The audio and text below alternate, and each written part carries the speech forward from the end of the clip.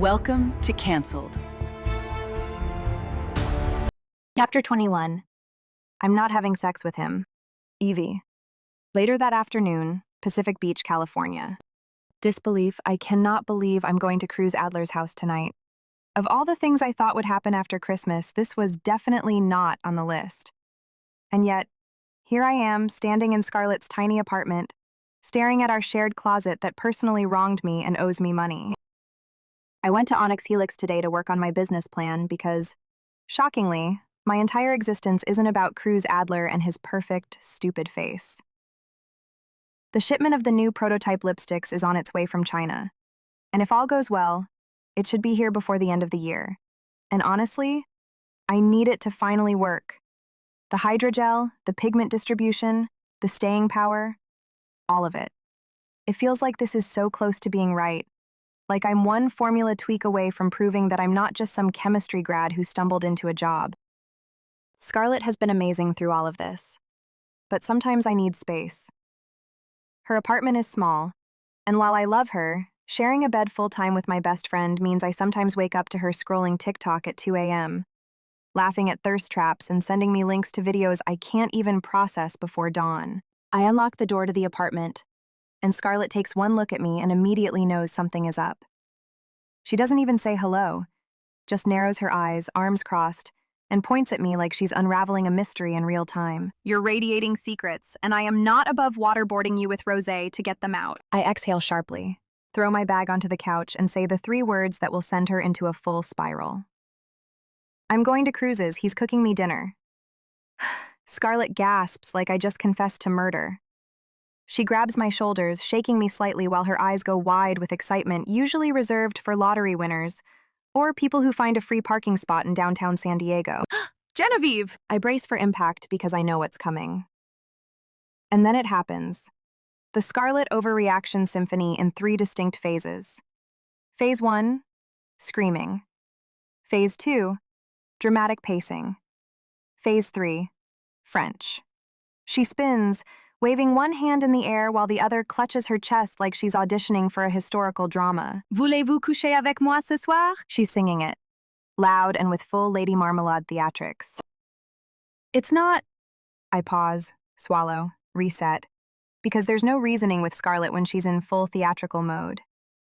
I mean, I drag a hand down my face.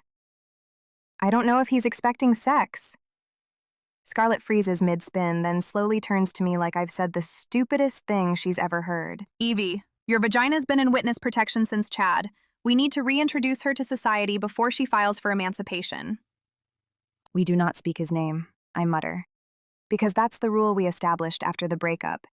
Scarlett grabs my wrists, her expression dead serious now in that way that means she's about to dispense wisdom I'm not ready to hear. If you're going to Cruz Adler's place, you better show up waxed, locked, and loaded because that man looks like he benches emotional stability and fucks like a felony. I stare at her, already dreading whatever advice is coming.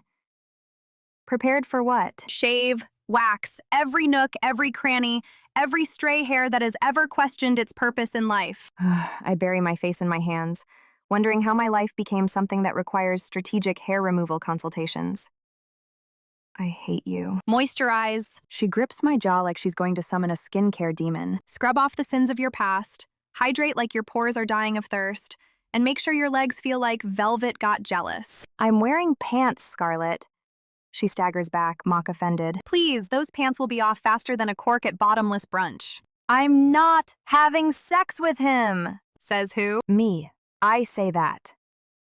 She squints. Do you, though? Because your voice just cracked like a teenager hiding porn. I scream into a pillow because this conversation has spiraled beyond my control. Scarlett throws open our overflowing shared closet, flipping through hangers with the aggression of a stylist on a mission to save my love life. You need something casual chic, she declares. Finally, a normal sentence. She grabs an outfit, holding it up for inspection, and I nod slowly. I grab the black silk blouse, running my fingers over the smooth fabric. Scarlett is watching me too closely, and before I can react, she unbuttons another button like she's conducting a cleavage experiment. Perfection, she says, ignoring my protest entirely. I pair it with high-waisted dark-wash jeans that are sleek enough to feel intentional. Then I reach for the Nicole Miller cropped leather jacket, all sharp angles and power moves that slide on like armor, structured and confident, like it was made to stand its ground against bad decisions. And then the heels, the black Valentino stilettos with gold spikes lining the edges, catching the light like they came with a warning label. I exhale, rolling my shoulders, trying to settle the nerves clawing at my stomach. Okay, this works. Scarlett smirks, satisfied with her styling prowess, then leans in, lowering her voice like she's revealing state secrets. The underwear, Genevieve.